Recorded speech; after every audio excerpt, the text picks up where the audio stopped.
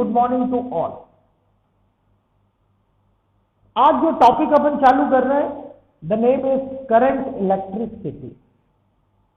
Current electricity is again very very important topic. ठीक है, क्यों? क्योंकि ये अपनी रियल लाइफ से को रिलेट करता हुआ है। करंट के बारे में अपन ने सुना है, अपने को मालूम है करंट किसे कहते हैं, करंट कहां पर यूटिलाइज की जाती है, इलेक्ट्रिक एनर्जी कहां पर होती है, इलेक्ट्रिक पावर भी अपने को मालूम है कि ये बल्ब 60 वॉट पावर का है, ये बल्ब 100 वॉट पावर का है ना। पोटेंशियल मतलब वोल्टेज भी हमें मालूम है। मोबाइल जो बैटरी होती है मोबाइल की वो 12 वोल्ट है, 6 वोल्ट है। मतलब ये लगभग सारी चीजें अपने रियल लाइफ से कनेक्ट होती है, इसलिए ये चैप्टर बहुत इंपॉर्टेंट है। इसके अलावा ये चैप्टर बहुत इंटरेस्टिंग भी है। इसका डिफिकल्टी लेवल कम है, इलेक्ट्रोस्टैटिक्स के कंपैरिजन में इसका डिफिकल्टी लेवल कम है। वैरायटी ऑफ क्वेश्चंस भी बहुत ज्यादा नहीं होते, डेरिवेशंस भी बहुत ज्यादा नहीं है। ये चैप्टर इलेक्ट्रोस्टैटिक्स के कंपैरिजन में बहुत छोटा भी है। ठीक है, अच्छा, ये चैप्टर में बहुत सारी चीजें आप लोगों की पढ़ी हुई भी रहती है, जैसे इलेक्ट्रिक करंट आप लोगों ने पढ़ा हुआ है, पोटेंशियल सेल किसे कहते हैं, सेल का क्या काम होता है, ये भी आपको सुपरफिशियल लेवल पर मालूम है। ठीक है, आज के लेक्चर में अपन बिल्कुल बेसिक चीजें कवर करेंगे, टर्मिनोलॉजी कवर करेंगे, बिल्कुल छोटे छोटे कॉन्सेप्ट क्लियर करेंगे। और अगर ये छोटे छोटे कॉन्सेप्ट अपने को क्लियर हैं तो आगे चैप्टर में जो आगे की चीजें हैं वो भी बहुत आसान हो जाएंगी। ठीक बात है। और जो आज की चीजें अपन पढ़ेंगे उसमें से बहुत सारी चीजें आप लोगों को मालूम है। क्योंकि टर्मिनोलॉजी की बात करेंगे इसलिए थोड़ा सा फास्ट स्पीड में लेंगे, है ना। तो स्टार्ट करते हैं अपन नया topic, that is called current electricity. Current electricity, okay. अलग यूनिट बोल दें, अलग चैप्टर बोल दें, अलग टॉपिक बोल दें, कोई भी चीज जैसा आप समझे, है ना। करंट इलेक्ट्रिसिटी में सबसे पहले वर्ड आता है इलेक्ट्रिक करंट। इलेक्ट्रिक करंट, इसकी डेफिनेशन हमें मालूम है। इलेक्ट्रिक करंट को अपन आई से रिप्रेजेंट करते हैं। इसकी एसआई यूनिट हमें मालूम है, एसआई यूनिट इज एम्पियर, जिसे अपन ए से रिप्रेजेंट करते हैं, एम्पियर। अगर मान लीजिए मैंने एम ए लिखा तो एम का मतलब होता है मिली, और मिली का मतलब होता है 10 to the power -3, 10 to the power -3। मतलब यहां पर 1 मिली एम्पियर को मैं लिख सकता हूं 10 to the power -3 ampere. Similarly mu A, mu को बोलते हैं अपन माइक्रो, ओके। और माइक्रो का मतलब होता है 10 to the power -6, 10 to the power -6। मतलब 1 micro ampere can be written as 10 to the power -6 ampere. ठीक है, ये तो जनरल बात है। अब इसकी डेफिनेशन अगर बोली जाए तो डेफिनेशन इलेक्ट्रिक करंट को अपन बोलते हैं rate of flow of charge, rate of flow of charge, that is also called electron. Rate of flow of charge, that is called, charge को बोलते हैं अपन इलेक्ट्रॉन। इलेक्ट्रॉन ही फ्लो होता है। ठीक है, अगर डेफिनेशन लिखूं तो इसको ऐसा लिखा जाता है I is equal to dq by dt। dq by dt is again derivative that is called rate of flow of charge। ये तो करंट की डेफिनेशन होती है। ठीक बात है। अब एक प्रश्न उठता है, करंट स्केलर क्वांटिटी है कि वेक्टर क्वांटिटी है? स्केलर क्वांटिटी है। ठीक बात है, ध्यान से समझिएगा। Current has a specific direction. Current, हाँ बोलो बोलो, कोई कुछ कह रहा बच्चों? समझ, current has specific direction, that is opposite to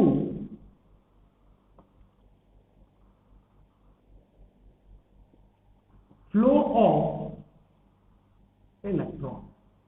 क्या ये बात अपने को मालूम है कि करंट की डायरेक्शन इलेक्ट्रॉन फ्लो की डायरेक्शन के अपोजिट होती है? अगर किसी कंडक्टर में, किसी वायर में इलेक्ट्रॉन इस डायरेक्शन में जा रहा है तो अपन बोलते हैं इलेक्ट्रिक करंट इसके अपोजिट इस डायरेक्शन में फ्लो हो रहा है। अपोजिट डायरेक्शन में क्यों होता है? ऐसा स्टैंडर्ड माना गया है कि positive charge flows from high potential to low potential, higher level of potential to lower level of potential. जैसे वाटर लेवल से कंपैरिजन किया गया है, water flows from high level to low level. Positive charge high level से low level पर आता है, high potential से लो पोटेंशियल पर आता है। तो अपन बोलते हैं करंट जो फ्लो होगा वो हाई पोटेंशियल से लो पोटेंशियल पर होगा। ये पॉजिटिव चार्ज के लिए। लेकिन हकीकत में पॉजिटिव चार्ज तो कुछ होता नहीं है, जो कुछ भी होता है वो तो इलेक्ट्रॉन होता है। मूव करेगा तो इलेक्ट्रॉन करेगा। तो जिस डायरेक्शन में पॉजिटिव चार्ज मूव करना अपन मानते हैं उसके अपोजिट डायरेक्शन में इलेक्ट्रॉन फ्लो होगा। बोलो बात आई क्या समझ में? इसलिए बोला जाता है current has specific direction that is opposite to the flow of electron, as a standard लेके रखा है। अब ध्यान से सुनिएगा, करंट के पास मैग्नीट्यूड भी है, करंट के पास डायरेक्शन भी है, और ऐसी क्वांटिटी तो वेक्टर कहलाती है। लेकिन करंट अपने को यह भी मालूम है कि स्केलर क्वांटिटी है। इनफैक्ट एक और क्वांटिटी होती है जिसे बोलते हैं टेंसर। करंट ना तो स्केलर क्वांटिटी है ना वेक्टर क्वांटिटी है। इलेक्ट्रिक करंट एक टेंसर क्वांटिटी है। अब ये टेंसर क्वांटिटी क्या होती है तो उसके बारे में बता रहा हूं, समझिएगा, है ना। Electric current is a tensor quantity. Electric current is a tensor quantity. ध्यान से समझिएगा, लिख रहा हूं। टेंसर क्वांटिटी किसे कहते हैं? Tensor quantity which has magnitude and direction but not followed vector law. मतलब टेंसर क्वांटिटी ऐसी क्वांटिटी है जिसमें मैग्नीट्यूड भी होगा, जिसमें डायरेक्शन भी होगी, लेकिन वो वेक्टर के लॉ को फॉलो नहीं करेगी। कैसे? ध्यान से समझिएगा, आपको समझ में आ जाएगा। अगर मान लीजिए मेरे पास ये एक वेक्टर है, ये दूसरा वेक्टर है, ये दोनों 90 डिग्री पर है, ठीक है, ये ए वेक्टर, ये बी वेक्टर, और अब इन दोनों को मेरे को ऐड करना है, तो मेरे को parallelogram law of vector use करना पड़ेगा। मतलब इन दोनों को ऐड करने के लिए मैं फॉर्मूला यूज करता हूं A square plus B square plus 2ab and cos theta. बोलो ये बात समझ में आई क्या रुपेश? ठीक है आशुतोष, है ना? लेकिन ध्यान से सुनो, यही बात करंट के लिए लिखे अपन। अगर मान लीजिए मेरे पास यहां पर 7 एम्पियर करंट है, या फिर ऐसा बोले यहां पे मेरे पास 4 एम्पियर करंट गया, ये 90 डिग्री ले लिया, यहां पर 3 एम्पियर करंट गया, तो बोलो यहां पे करंट 5 एम्पियर कि 7 एम्पियर?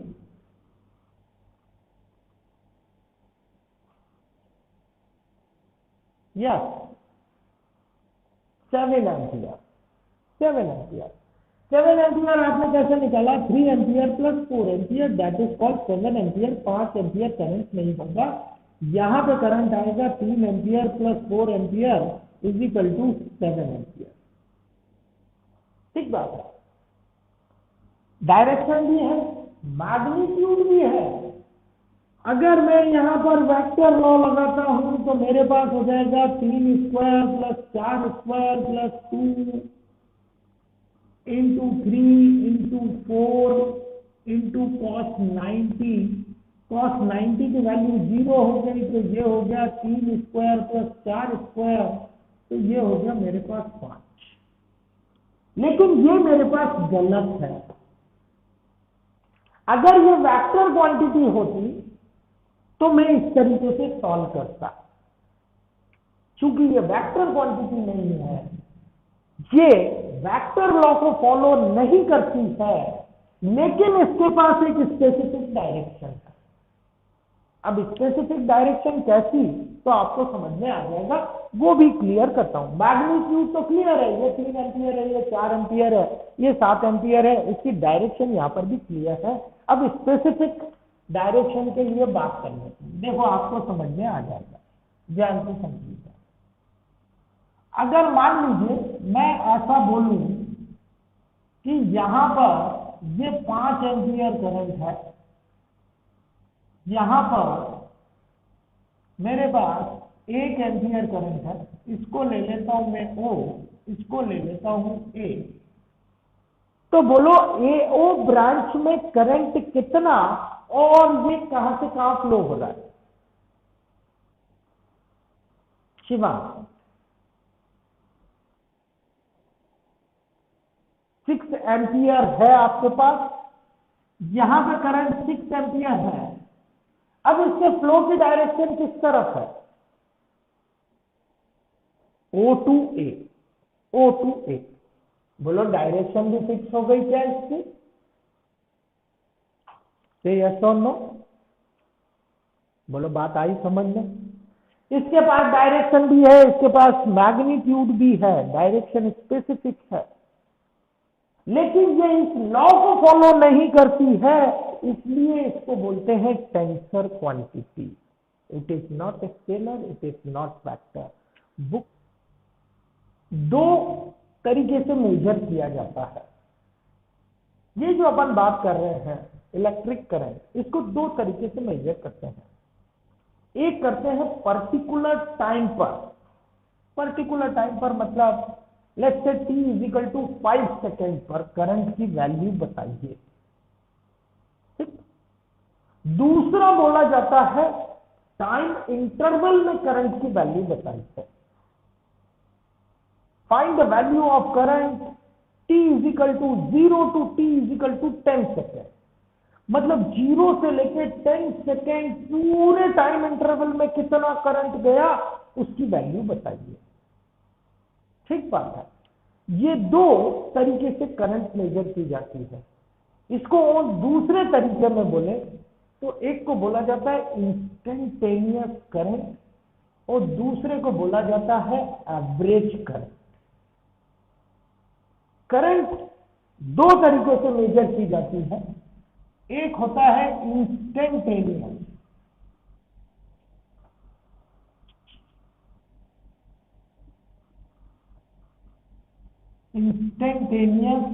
करंट। स्पेलिंग बतानी क्या है, इंस्टेंटेनियस करंट मैंने लिख दी है, ध्यान रखिए। इंस्टेंटेनियस करंट मतलब current at particular time. Current at particular time. An instantaneous current is given by and I instantaneous and it is given by I instantaneous equals to dq by dt, derivative of charge, charge का differentiation. दूसरा होता है average current. Second is average current. ठीक है। Current in certain interval of time. current in certain interval of time is called average current. ठीक है। current in certain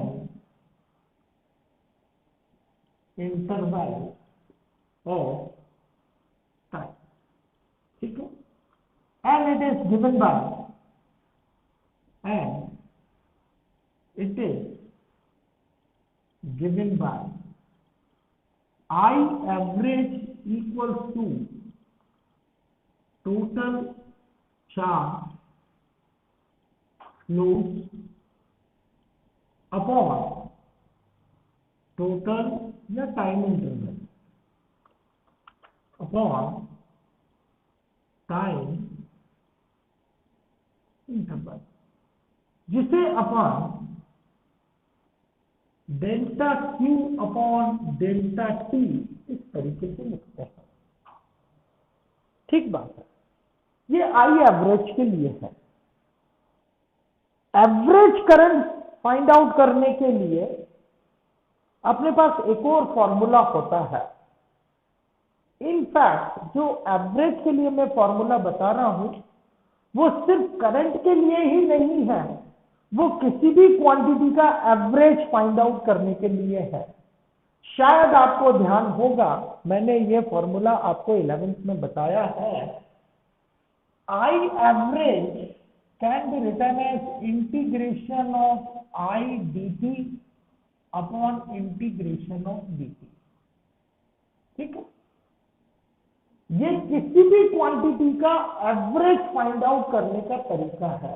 जैसे मान लीजिए मेरे को पावर एवरेज फाइंड आउट करना है तो मैं लिखूंगा average power, power into dt upon dt, like this.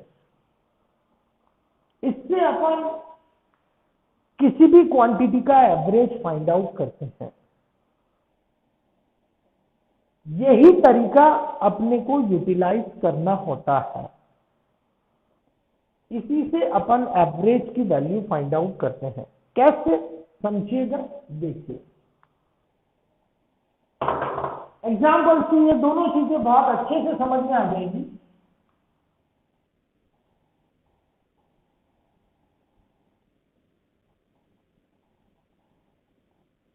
Charge flows in a conductor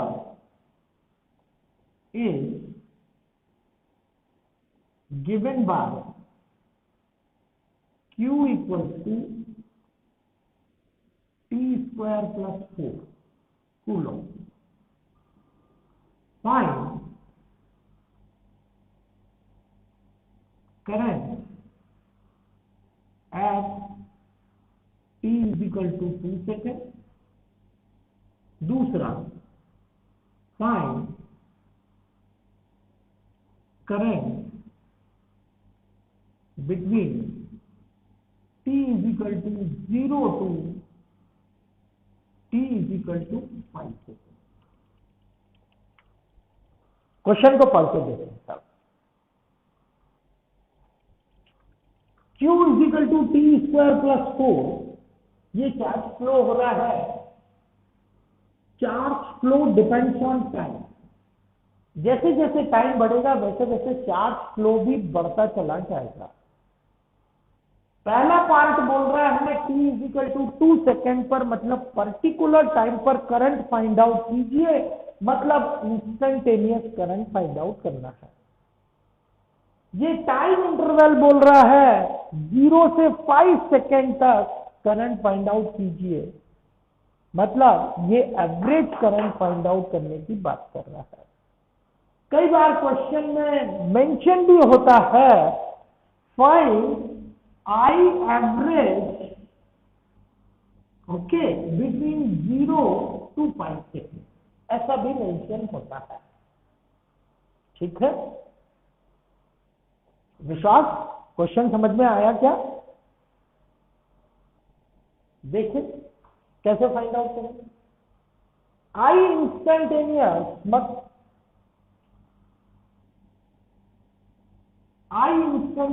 find out करना है मेरे को। आई इंस्टेंटेनियस फाइंड आउट करेंगे तो अपन लिखेंगे d/dt ऑफ Q। इसको डिफरेंशिएट किया d/dt of T square plus 4, T square plus 4। क्या हो गया भाई साहब इसका डिफरेंशिएशन?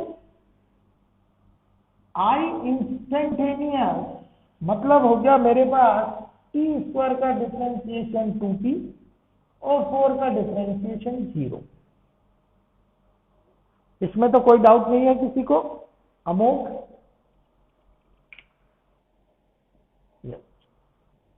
तो आई इंस्टेंटेनियस मेरे को चाहिए 2 सेकेंड पर, तो T की जगह 2 सेकेंड रख दिया जाए तो ये हो गया 2 × 2, मतलब मेरे पास हो गया 4 एम्पियर। ये इंस्टेंटेनियस करंट आ गया। ठीक है, अब मेरे को फाइंड आउट करना है एवरेज करंट जो 0 से लेकर 5 सेकेंड तक है। तो एवरेज करंट के लिए मेरे को मालूम है कि मैं लिखूंगा आई dt upon integration of dt। ठीक है सर, अब यहां पे आई की वैल्यू मेरे को चाहिए, तो आई की वैल्यू मैंने पहले ही निकाल के रखी है, दैट इज 2t। डेफिनेशन के हिसाब से आई इज इक्वल टू dq/dt और dq/dt मेरे पास है 2t। तो यहां पर आई एवरेज में लिखूंगा integration of 2t dt upon integration of dt। कहां से कहां तक मेरे को फाइंड आउट करना है? 0 से लेके 5 सेकेंड तक, तो ये फाइंड कर लिया 0 से लेके 5 सेकेंड तक, 0 से लेके 5 सेकेंड। 2 तो आ गया मेरे पास बाहर, तो आई एवरेज को मैं लिखूंगा 2 integration of T D T, और dt का इंटीग्रेशन है t और लिमिट है 0 से लेके 5 और 0 से लेके 5। इसको सिंप्लीफाई किया तो मेरे पास हो जाएगा t का इंटीग्रेशन t² 2 और लिमिट है मेरे पास 0 से लेके 5, और यहां पर लिमिट लगाएंगे तो होगा 5 - 0। क्या ये स्टेप समझ में आती है राहुल, अभिनव? क्या ये स्टेप क्लियर है? तो यस और नो?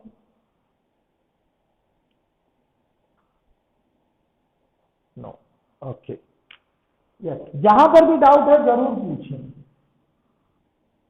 बिल्कुल बताएं। यहां तक क्लियर है भाई? तो यस और नो? यस। अब t² का डिफरेंस,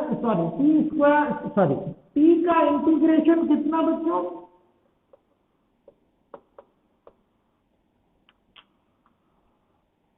इंटीग्रेशन ऑफ t की पावर n dt कैसे लिखते हैं? t की पावर n+1/n+1। क्या ये फॉर्मूला ध्यान है?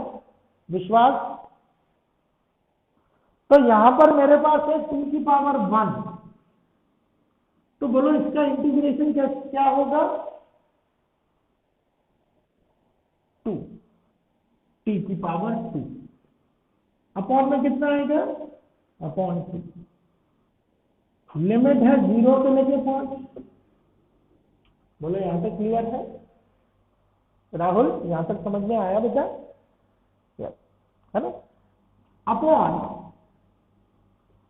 dt का इंटीग्रेशन हमेशा t होता है। क्या ये बात मालूम है अपने को? अमोघ? यस। विश्वास? यस, है ना? तो dt का इंटीग्रेशन मेरे पास t हो गया और लिमिट हो गई 0 से लेकर 5। लिमिट हो गई 0 से लेकर 5। तो ये 2 से तो ये 2 चला गया। अब मेरे पास हो गया t² और लिमिट हो गई 0 से लेके 5, और यहां पर t, तो पहले लिखते हैं upper limit minus lower limit. बोलो ये सब क्लियर है क्या राहुल? अब आ गया? ठीक। अब यहां पे लिखूं तो लिखूंगा 5² -0, 5 - 0, तो आई एवरेज की वैल्यू मेरे पास आ जाएगी 25/5, मतलब 5 एम्पियर। एवरेज करंट है 5 एम्पियर और इंस्टेंटेनियस करंट है 4 एम्पियर। देखिए बच्चों, एक और बात ध्यान रखिएगा, डिफरेंशिएशन और इंटीग्रेशन बहुत वाइडली यूज किया जाता है। आप ये मान के चलिएगा हर दूसरे सवाल में डिफरेंशिएशन और इंटीग्रेशन यूज होता है। तो डिफरेंशिएशन और इंटीग्रेशन को एक बार रिवाइज करके जरूर रखिए, जरूर कीजिए। और अगर उसमें अपने को कुछ डाउट है तो आप कहें तो उसके वीडियो लेक्चर में फिर से भेज देता हूं। जो पुराने अपने हैं उनसे कम से कम एक बार रिवाइज हो जाएगा। वो वीडियो लेक्चर उसमें अप टू द मार्क तो नहीं है, लेकिन हाँ अपना पर्पस सॉल्व कर देंगे, आपको दिक्कत नहीं होगी। ये जरूर करके रखिएगा।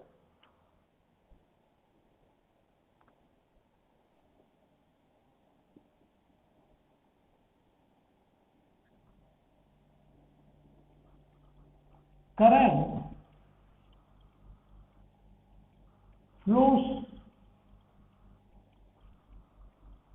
in a conductor is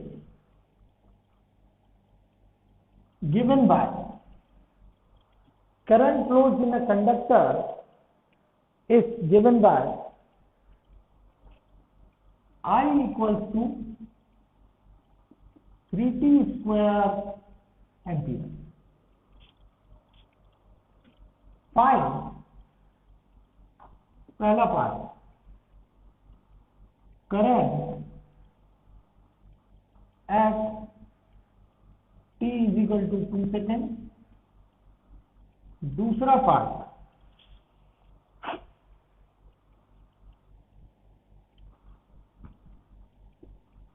average current in t = 0 second to t = 2 second. तीसरा part, total charge flow,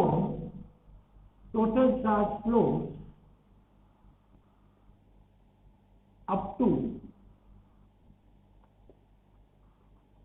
t = 2 second.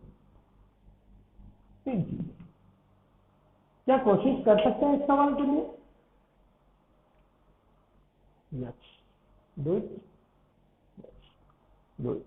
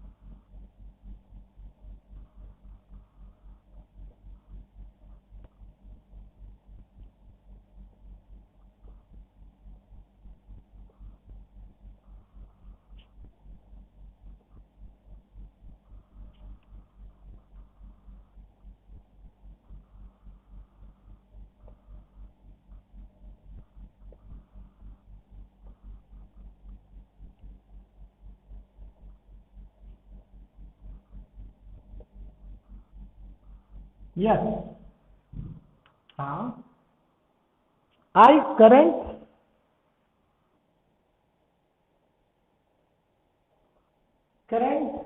Time dependent current है।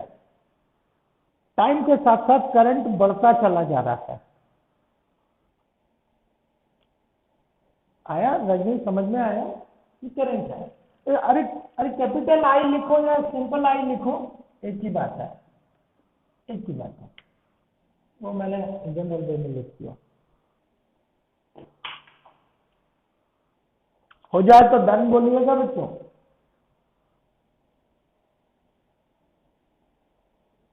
शाबाश, बहुत बढ़िया, वेरी गुड, ठीक है, बहुत बढ़िया, सिंपल की चीज।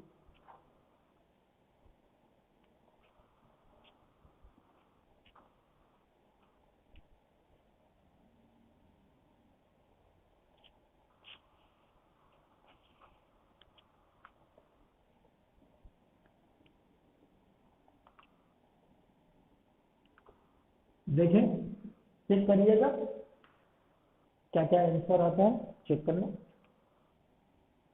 इंस्टेंटेनियस करंट तो सीधा सीधा है। इंस्टेंटेनियस करंट 2 सेकेंड पर, तो 3 × 2², t = 2 रख दूं तो मेरे पास आ गया 12 एम्पियर। यश, यही आंसर आ रहा है क्या? है ना? यश अभिनव, वेरी गुड। एवरेज निकालें तो I average integration of I dt upon integration of dt 0 to 2 and 0 to 2। So आई की वैल्यू है मेरे पास 3t² dt upon integration of dt, that is 0 to 2, 0 to 2। t² का इंटीग्रेशन 3 तो ये बाहर निकाला, ये हो गया t³/3। एक पावर बढ़ा दी, बढ़ी हुई पावर लिख ली, 0 से लेके 2। dt का इंटीग्रेशन हो गया t, 0 से लेके 2। So I average can be written as, 3 से 3 चला गया, ये हो गया 2³ और नीचे 0 लिखने की जरूरत नहीं है। तो आई एवरेज इजिकल टू मेरे पास आ गया 4 एम्पियर। क्या 4 एम्पियर ही आ रहा है बच्चों आपका भी, है ना? I average equal to 4 ampere. अब तीसरा चार्ज फ्लो। करंट का मेरे को एक और फॉर्मूला मालूम है कि charge flow I average can be written as ΔQ/ΔT। ये भी मेरे को मालूम है अच्छे से। मतलब that is total charge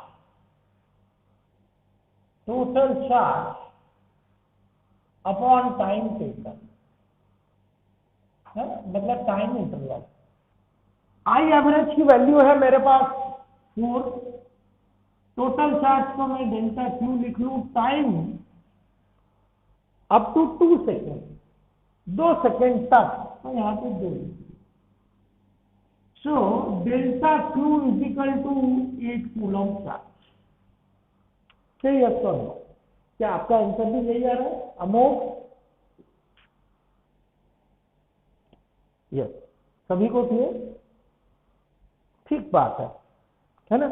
8 coulomb, बिल्कुल ठीक है आनंद, बहुत बढ़िया। आयुष समझ में आया? आ गया?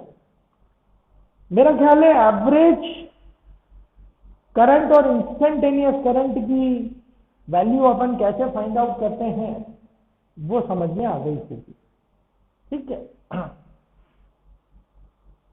अब एक और बात कीजिए, एक और बात ध्यान दीजिएगा। अगर मान लीजिए मेरे पास एग्जाम्पल ऐसा आ गया,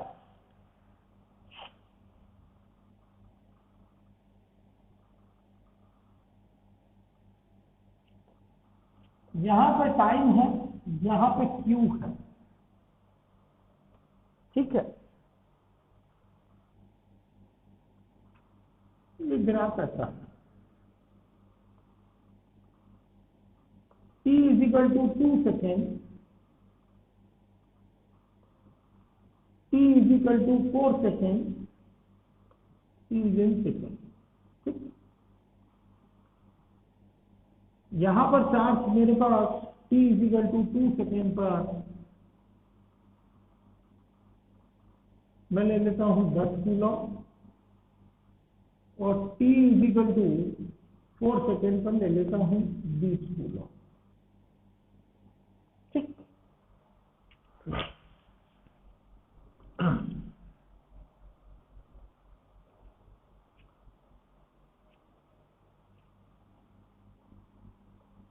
find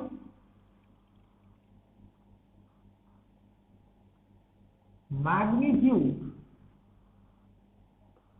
of current in conductor. Find magnitude of current in conductor.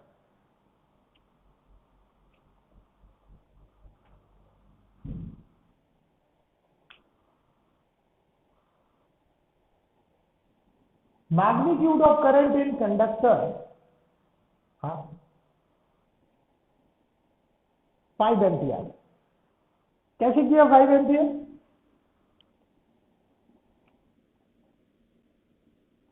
-10/4 -2, ठीक है? लेकिन इसका मीनिंग ऐसा समझिए, जो आपने किया वो बिल्कुल ठीक है, कहीं से कहीं तक कोई गलत नहीं, ठीक बात है। लेकिन ध्यान दीजिएगा, I इक्वल्स टू अपन लिखते हैं dQ/dt, और आपको ध्यान होगा मैंने आपको बताया था dy बाई dx इसको बोलते हैं अपन slope, gradient. dy by dx is called slope, gradient. और स्लोप को अपन लिखते हैं tan थीटा के बराबर, मतलब स्लोप की वैल्यू फाइंड आउट करते हैं अपन tan थीटा से। बोलो क्लियर है क्या बात? से यस और नो?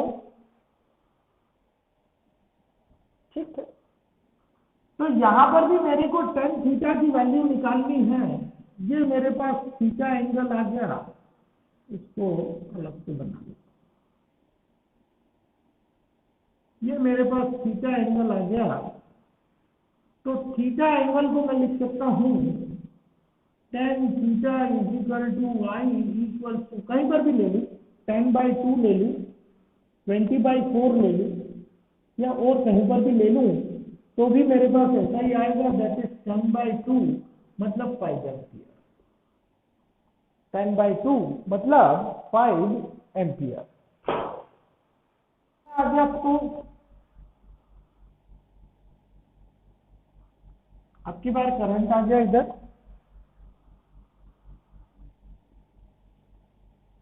इसको मान लेता हूं मैं 5 second, current is in ampere. इसको मान लेता हूं 2 सेकेंड, और इसको मान लेता हूं 3 एम्पियर। 5 charge flows. पूरा क्वेश्चन लिखूं क्या? ऐसा लिख देता हूं, वेरिएशन। क्वेश्चन इस तरीके से लिखा जाता है, मतलब इस फॉर्मेट में दिया होता है, variation of current in a conductor with time is as shown in figure. Find charge flows,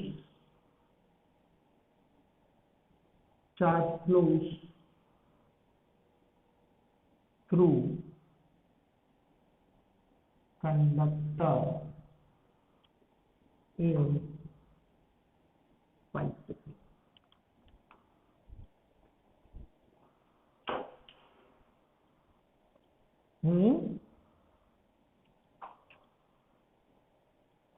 okay,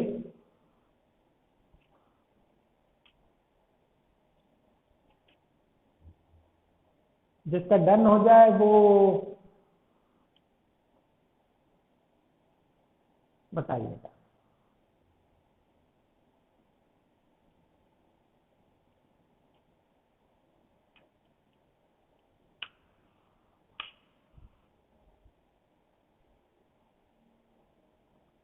अरे सिंपल सा है शिवम भाई, अटक गए।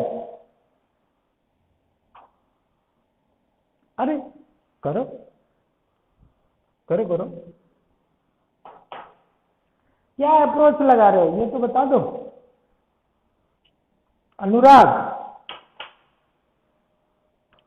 या सिंपल सीधी सीधी बात, एरिया निकालना है।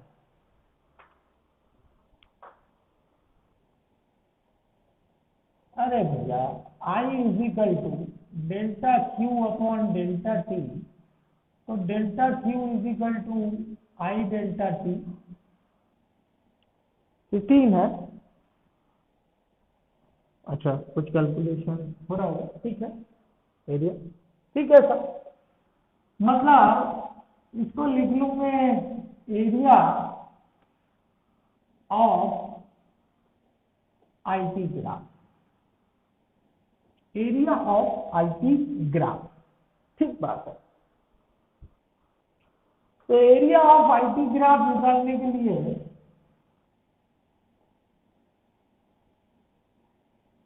ये 2, ये 5, ये 3,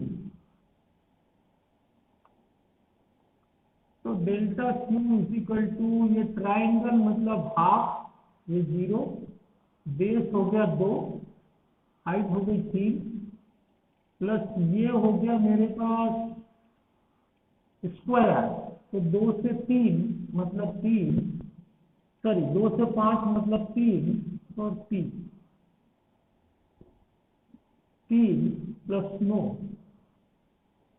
बस। बोलो बात क्लियर है क्या बच्चों? अपन ने कुछ सिंपल बात की। हाँ, ओके, ये अपन ने कुछ सिंपल बात की है करंट के बारे में कि करंट की वैल्यू कैसे फाइंड आउट करते हैं। अब एक्चुअल मीनिंग करंट का क्या होता है, इस पर चर्चा करेंगे अपन कल की क्लास।